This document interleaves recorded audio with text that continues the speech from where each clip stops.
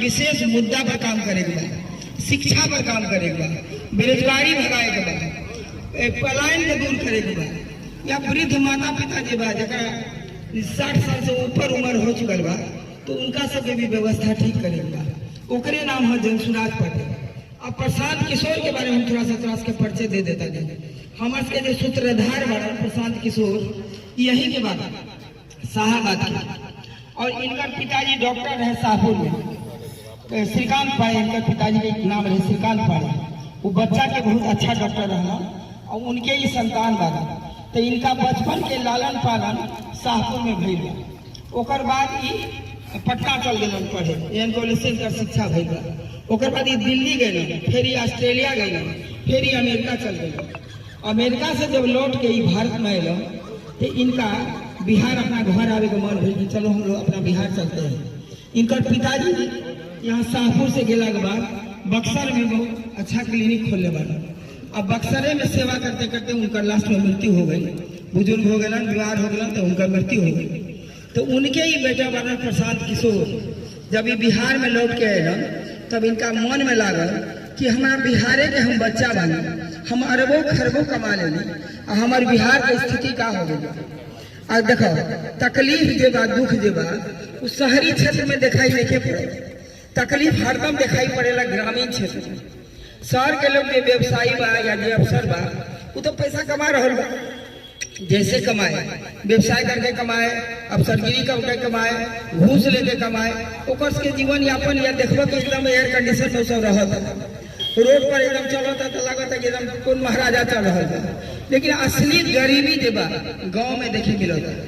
आ 1.5 साल से हम सब घर घर जा रहा बानी, अपना जनता के देख रहा बानी। अभी अब 1 महीना के बाद बाढ़ की स्थिति आई, पूरा दियरा क्षेत्र बाढ़ से घिर जाए। और ओकरा में का हुई कि केकरो खाना नसीब नहीं। हम सब कई घर में गए बानी जरा में जनता सबके इतना तकलीफ हुआ, इतना तकलीफ हुआ कि खाना नसीब नहीं। बच्चा के देह पर ओकर तो व्यवस्था गड़बड़ बा, तो बेच के हमरा सबके मजबूत करे के बा। जितना बूढ़ बुजुर्ग आदमी बाड़ा उनका से 2000 रुपया पेंशन, अब पहले 400 रुपया मिलत रहे बाबा, तो अब 1100 रुपया रवास के मिले लगा।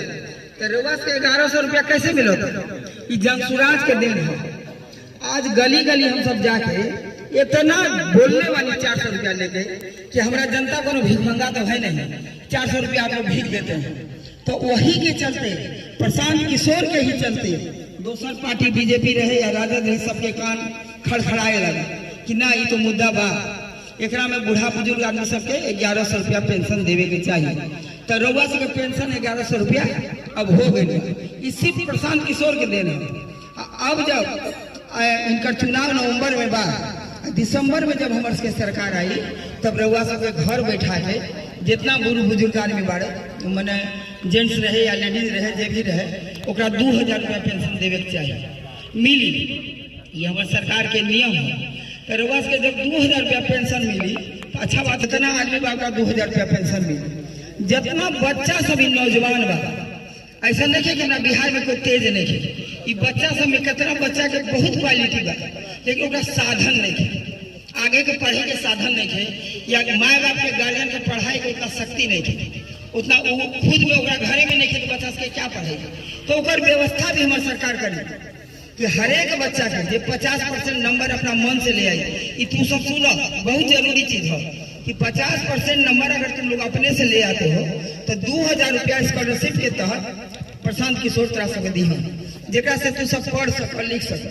आज बिहार के बच्चा सभी IAS IPS डॉक्टर इंजीनियर बन सकेला नो, लेकिन ओकरा साधन नहीं है, साधन के बिना पढ़त नहीं है। या कोनो विद्यालय बा, स्कूल बा, सिर्फ बिल्डिंग बा, ओकरा पढ़ाई नहीं है, टीचर सबके लाखों रुपया दरमाहा बा, लेकिन वो बैठ के बच्चा सबके ध्यान से पढ़ाई ऐसा नहीं है। बहुत कम स्कूल में देखा जाता है। तो एक के चलते हमारा बच्चा सब निकलत नहीं है। लेकिन जे बच्चा के स्कॉलरशिप दिल जाए, 10-15 गाँव मिला के एक स्कूल के व्यवस्था करल जाए, जो नेतरहाट टाइप के स्कूल है। नेतरहाट में बहुत बड़ा बड़ा लोग के बाल बच्चा पढ़त, गरीब के बच्चा के साहस नहीं वहाँ जाएगी।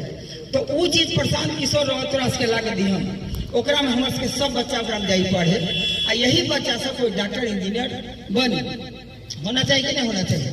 ये चीज बा जितना बूढ़ बुजुर्ग आदमी बा जे कष्ट में बा ओकरा 2000 रुपया पेंशन मिली। तो 2000 रुपया कोनो भारी अमाउंट नहीं है, लेकिन रुआ सबके जहाँ 400 रुपया मिलता है वहाँ 2000 रुपया मिले। जहाँ 4 किलो अनाज मिलता है वहाँ 10 किलो अनाज मिले। तो होना चाहिए कि नहीं? होना चाहिए नो। तो ये सब चीज पर प्रशांत किशोर सोच रहा बा। सबसे बड़ बात बा कि हमारे बच्चा सब पलायन कर रहा बा। आज कोनो गांव में जाए तो सिर्फ बिल्डिंग बा, बच्चा नहीं खेते। अगर पूछब रहुआ कि इस घरों का बच्चा से कहाँ है बुलाइए, तो उनमें 5 बच्चा में 3 बच्चा कमाए गए। का है कि घर की स्थिति खराब है, तो जब तक कमाई ना तो बाल बच्चा का खाए। तो बाहर में कमाई जा रहा बा। ट्रेन में रहुआ देखो कि मजदूर सब लद लद के जा रहा बा। एकरा जान के मोदी जी कमजोर करके रखले बड़े बिहार के, कि बिहार का बच्चा सब जाए बाहर में काम करे। तो हमारे बिहार का बच्चा खाली काम करे बनल बा, बताबो बल काम करे बनल बा। ओकरा ले हम सब आवाज उठेले बानी कि जो व्यवस्था मोदी जी डाली करो। तो ये चीज बहुत जरूरी चीज है कि जे फैक्ट्री बाहर में लग रहा बा वो फैक्ट्री हमारा बिहार में लगे। जब भी मोदी जी यहाँ आवेला तो बिहार के बच्चा सब बोलेला कि यहाँ पर हम नया आप लोगों को ट्रेन देंगे, 2 ट्रेन देंगे, 4 ट्रेन देंगे, ताकि यहाँ का मजदूर बाहर जा सके। हम लोग को ऐसा ट्रेन का जरूरत नहीं है, हम लोग को यहाँ रोजगार का जरूरत है। बाकी ना अगर सही लगा तो देख कर हाथ उठाओ, रोजगार का जरूरत हो सबके। तो यहीं पर कंपनी खुलना चाहिए, 1 नहीं 2 नहीं 10 20 50, ताकि यहाँ का बच्चा लोग काम कर पाए। आज देखिए भ्रष्टाचारी आदमी के चलते कई बार यहाँ कंपनी खुलल बा, लेकिन रंगदार सब के वजह से, बदमाश सब के वजह से वो कंपनी के फिर बंद कर दे, वो रंगदारी के तहत बंद कर देगा। तो अब प्रशांत किशोर के जब राज आई तो ओकरा बंद करेंगे, जरूरत बंद करेंगे, साहस ककरो ना हो। इतना उत्साहशील बच्चा बाड़ा वो यहाँ आई है और यहाँ पर कंपनी खोली ताकि यहाँ के बच्चा सब सबके रोजगार मिल पाए। जितना किसान सब भाई सब बाड़ा उनको सबके बिजली के बहुत कम ऋण में बिजली दिहल जाए, बहुत कम पैसा से। आज खाए वाला खेती से कमाए वाला खेती में तब्दील कर दे। आज हम सब चावल दाल उपजाओ तानी तो सिर्फ हम सब खा तानी पेट में। ऐसा लोग से खेती करा जाए जो ओकर दाम बहुत ज्यादा रहे, बाजार में मूल्य बेसी रहे, तो लोग सके ओकरा आमदनी ज्यादा हुई, किसान भाई के भी आमदनी ज्यादा हुई, सुदृढ़ हुई, तो उनका स्थिति बेहतर हुई। तो किसान के बारे में भी सोच रहा हूँ। देखिए जितना पढ़ल लिखल स्त्री बढ़ी ओकरा तो कोनो बातें नहीं, वो कमा सकेगी, उनका भी कमाएला रोजगार करेला। 4% मात्र सूद पर वो पैसा मुहैया करेला। अगर वो कोनो उद्योग करत रही, अभी घर में बहुत ऐसा औरत हुई है जो चुपचाप घर में बैठल रहता रही, टाइम पास करत रही, तो ओकरा ले लघु उद्योग खोलेला। जैसे घर में बैठ के जो पढ़ल लिखल नहीं है वो पापड़ बड़ी अगरबत्ती मोमबत्ती बना सके। कंपनी वाला आई घरे घरे से उठा के ले जाए और उस स्त्री से 10,000 15,000 20,000 जितना मेहनत करी उतना कमाई है। तो होना चाहिए नो, होना चाहिए ना। तो उसके मन में अगर कोनो बात रहे हमारा बात करो, हमारा ज्यादा अच्छा लगे। कोई तकलीफ बात तो हमारा अच्छा लगे कि हाँ ये चीज क्वेश्चन नहीं बच्चा कर रहा है तो क्वेश्चन भी करे सके, ऐसा बात देखिए नहीं। तब उस सबके रोजगार जितना पढ़ल लिखल औरत बिया ओकरो सबसे काम किराना स्टोर खोली, मेडिकल स्टोर खोली, या कोई तरह के काम वो सब पढ़ल लिखल लड़की कर सकेले, ओकरा कम ऋण पर पैसा के मुहैया कराल जाए। आज तक हमरा सबके जितना आदमी बानी सबके मोदी सरकार गरीब बना के रख दिले, भिखमंगा बना के रख दिले। एकरा से उबरे के बाद जितना नौजवान बारा सब ठान लो कि छठ के बाद हम लोग जो बाहर में भी है वो भी जो छठ के बाद यहाँ आएगा तो 15-20 हजार के लिए बाहर उसको नहीं जाना पड़ेगा। 15-20 हजार के नौकरी प्रशांत किशोर यहीं पर दिए। तो 15-20 हजार के नौकरी अगर घर में 4 गो बच्चा करी 80 हजार की आमदनी हुई तो घर सुदृढ़ होबे करे, कोई की ना हो। तो ये लेके छठ के बाद से कोई भी बच्चा हमारे बाहर काम करे ना जाए, सबके बहिष्कार करेगा। आज जब वोट के समय आवता तो तोरा के गली में कुची में सगरे नेता सब हाथ जोड़े लगा कि हम ये आपका काम कर देंगे, वो जोड़े ला नो। तो ओकरा झांसा में पड़े के नहीं थे, ओकरा झांसा में पड़े के नहीं थे। कोई मुर्गी बात पर अपना जनता के खरीदता, कोई 200 रुपया पर खरीदता, कोई 500 रुपया पर खरीदता। तो एवरी हमारा मूर्ख बने के नहीं थे। एवरी जब सुराग पार्टी जब आ रहा बा तो पूरा बिहार में हल्का मचल कोनो एक जगह नहीं मचल, पूरा बिहार में एक तहलका मच गई बा कि हम लोग इस बार बदलेंगे, इस बार जो गंदा सरकार है उसको त्यागेंगे और असली सरकार को हम लाएंगे ताकि हमारा बच्चा का भविष्य उज्जवल हो पाए, हमारा बूढ़ बुजुर्ग आदमी के भविष्य उज्जवल पाए। पलायन कई तरह के पलायन हो रहा बा यहाँ पर। जे गरीब तबका के आदमी बा वो मजदूर के पलायन हो रहा बा, जे थोड़ा पढ़ल लिखल लोग बा ओकर बेटा के कैसे तैसे करके ओकर माए बाप पैसा देके डॉक्टर इंजीनियर बनावता नु, पेट काट के बनावता, खेत बेच के बनावता। वो बच्चा जब बाहर जाता काम करेला तो बिहार में लौट के आवत नहीं आवता, ओकरा अपन बिहारे खराब लगल कि वहां जाके हम लोग क्या करेंगे। लेकिन बिहारे के अन्न खा के डॉक्टर इंजीनियर बनल बा, तो डॉक्टर इंजीनियर अफसर सब के भी पलायन बाहर में हो रहा बा, मजदूर के भी पलायन हो रहा बा। जे पैसा हम सब जमा करो तानी बैंक में वो पैसा के भी पलायन हो रहा बा। हमरा सबके पता नहीं है जितना हमार जनता बा वो पैसा अपन लाख रुपया, 2 लाख रुपया, 5 लाख रुपया बैंक में रखा था कि हम अपना दुख में उसको निकाल के खाएंगे। और वो पैसा कहाँ लग रहा बा भाई? वो पैसा बाहर लग रहा बा, ये हमरा पता नहीं है, बाहर लग रहा बा। तो वो पैसा जो बिहार के पैसा है तो बिहारे में लगे, बिहार में कोनो रोजगार हो, कोनो व्यवस्था हो, वो पैसा को ओकरा में लगाई जाए। आज देखो बिहार के छोड़ के सब जगह शराब चालू बा, बंद चालू, अब बिहार में भी चालू बा। लेकिन पहले बाकी खुलेआम लोग पियत रहे, अब चोरा के पियत नु, ओकरा में हमरा सबके बहुत राजस्व पैसा, शराब खुलेआम जो बिकात रहे शहर में ओकर बहुत पैसा जो बा वो हमरा सबके टैक्स के रूप में मिलत है, करोड़ों रुपया मिलत है। वो आज बिहार सरकार के बंद बा। जे दिन प्रशांत किशोर यहाँ आई हैं ओकर दूसरे दिन ई खोल दे जाए दुकान कि भाई चोरा के मत पीजिए, आप खुलेआम पीजिए, ताकि वो टैक्स का पैसा हम लोग अपने बिहार में काम करें, कोई काम करें। आज अफसर के द्वारा शराब खुलेआम बिकाता, अफसर के पेट भरता, गुंडा के पेट भरता, ठेकेदार के पेट भरता, लेकिन यहाँ के लोग सब के पेट नहीं भरता। तो ये लेके सब व्यवस्था जो बा ओकरा चेंज करेके बा हमरा सबके, और सरेआम खुलेआम ओकरा शराबबंदी के लागू कर देवे। एकरा में अगर एंटी पार्टी सब बा उ सब ये बात फैलावता कि प्रशांत किशोर गंदगी फैलाएंगे। अरे गंदगी तो फैला हुआ है, गली गली घर घर कहाँ नहीं शराब मिलता है, लोग घर के अंदर में बैठल बा, एक बार खबर करी तो पेटी को पेटी शराब उतर जाता है, लेकिन दुकान बंद बा, अंदर से दुकान चालू है। तो ये चीज ना होने के चाहिए और बहुत चीज बा पर सुधार करिए और प्रशांत किशोर जब आई। आज देखिए बाढ़ की स्थिति भय से भयानक बा, पूरा क्षेत्र घिर जाला पानी से, आ घर में सांप बिच्छी सब घुसेला, वही में हमार जनता रहेला। कितना कष्ट जनता के बारे रहे में, खाना बनाए में, उनमें पानी रहता, उनमें गाय रहता, भैंस रहता, वो हेलता पानी में, आदमी भी हेलता पानी में, हेलता न। तो ऐसा स्थिति हम सब देखले बानी गाँव गाँव जाके घर घर घूम के कि आदमी के रहना जुलूम बा। आदमी सब ओकरा से निकल के रोड पर अपन सरल लेता, ओकरा नेता सब क्या करता, 4 गो मुढ़ी लाके दे देता है, जेकरा सिंपैथी ज्यादा भइल बा 4 गो मुढ़ी लाके दे देता है, कितना गुड़ लाके फेंक देता है, इतना चूड़ा लाके फेंक देता है। ये समाधान ना हो। जब इतना काम सरकार कर सकेला तो यहाँ पर पुल नहीं बन सकता है, बने सकेला कि ना बने सकेला, ताकि सदा वो दुख दूर हो जाए। अगर जिस दिन हम लोग विधायक बन जाएंगे तो पहला काम करेंगे कि जितना गरीब जनता हमारा मर रहा है उसके लिए हम पुल का व्यवस्था हम लोग करेंगे, जरूर करेंगे। उसके बाद ही दूसरा काम करेंगे। आज जनता सब घरे घरे मर रहा बा और लोग कहता कि उसके पास जाइए, कौन मुंह लेके हम लोग जाएंगे? एक बड़ा चूड़ा लेके जाएंगे उससे समाधान हो जाएगा? एक बड़ा मुढ़ी लेके जाएंगे उससे समाधान हो जाएगा? नहीं, उसका परमानेंट सोल्यूशन है कि उसको पुल के द्वारा वहां से लेके शहरी क्षेत्र तक जोड़ा जाए। ये खाका हमरा से तैयार करोगा, हमारे के सरकार आई और सबसे पहला काम करी कि बाढ़ के स्थिति भय से भयानक जो हो रहा ओकरा रोक दी, ताकि जनता के हमरा सुविधा हो। एक महला घर डूब जाता और 2 महला पर ऊपर में सरल लेता आदमी और गाय माल वैसे ही पानी में डूबल रहता। तो ये स्थिति पर नियंत्रण पाए जाएगी ना, पाए नहीं। ये सबसे जरूरी चीज हो। और दूसर बात शिक्षा पर काम करेगा।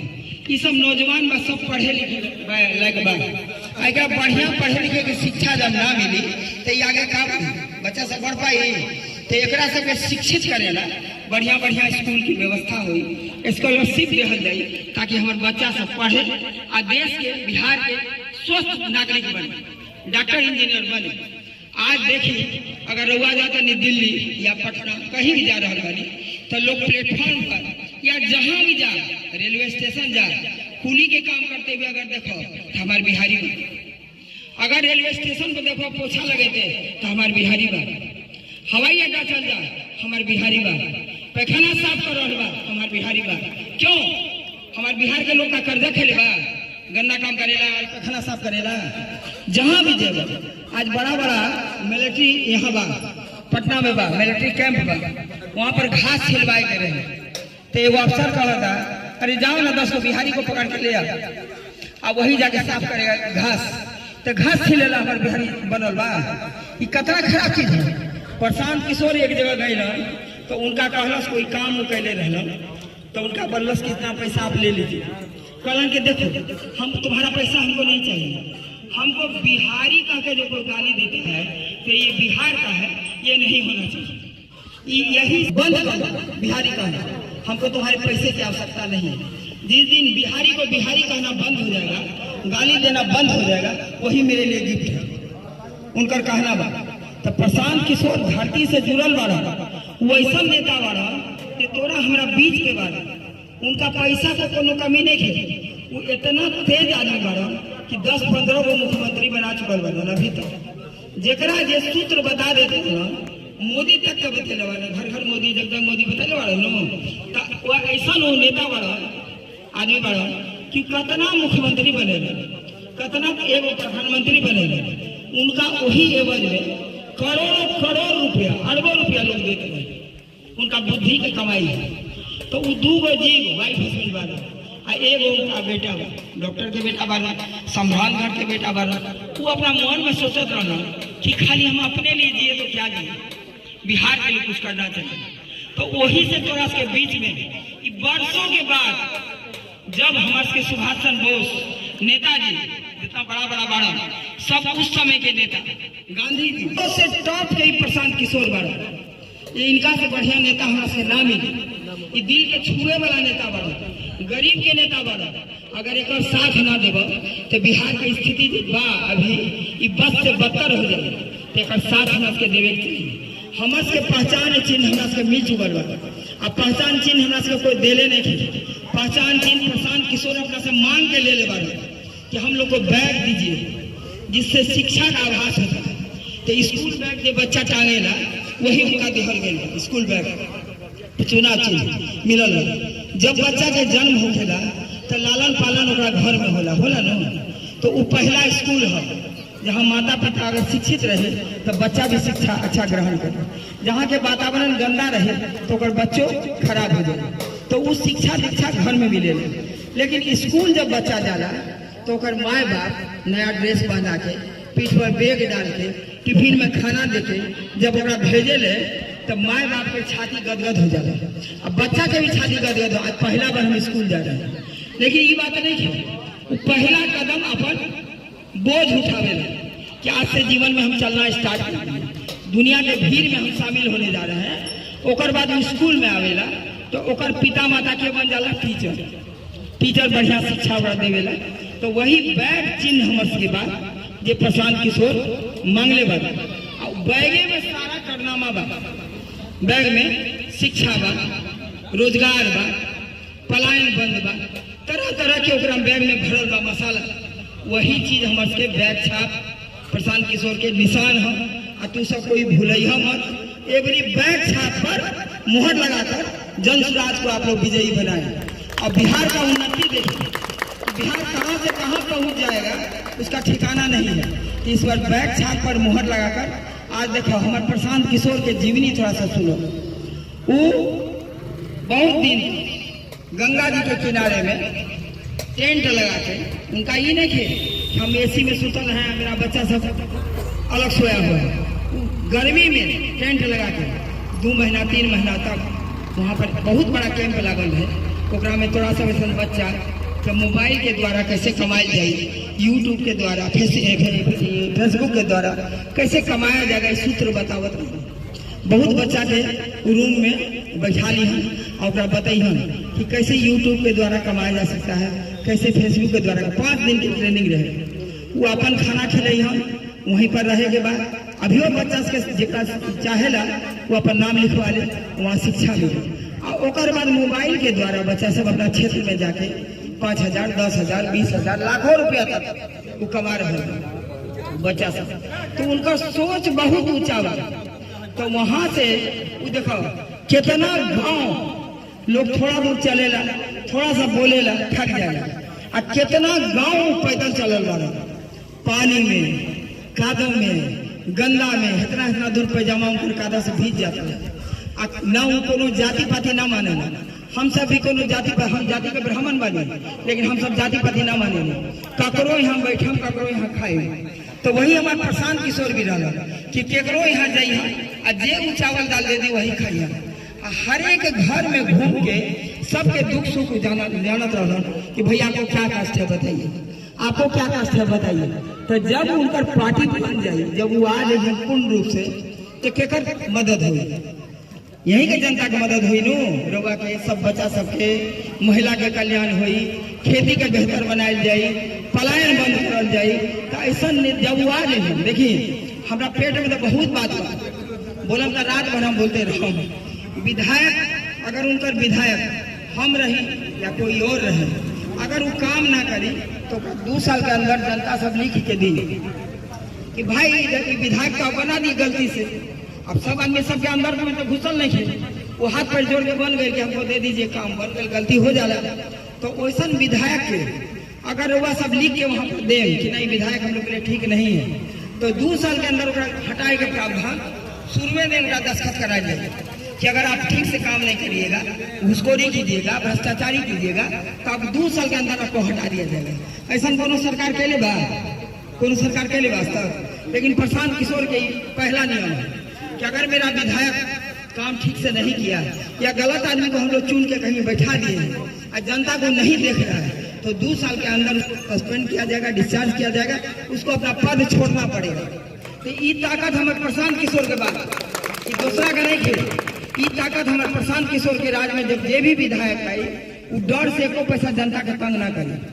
आज रोड पर अगर हम सब जाता नहीं, ठीक बा, हाईवे पे गए बा, नीतीश बाबू रोड बना दिले वाला, लेकिन कोई नियम कानून बा, कोई नियम कानून बा, जे स्पीड में गाड़ी चल रहा बा, चल रहा बा, कतना जनता वहाँ मरता, रोड पर मरता न, ओकरा लोग कोनो नियम कानून नहीं थे। ओका नियम होना चाहिए कि इतना स्पीड में आप गाड़ी चलाइए, ब्रेकर होना चाहिए, रुकना चाहिए, वहाँ पुलिस फोर्स की व्यवस्था होना चाहिए।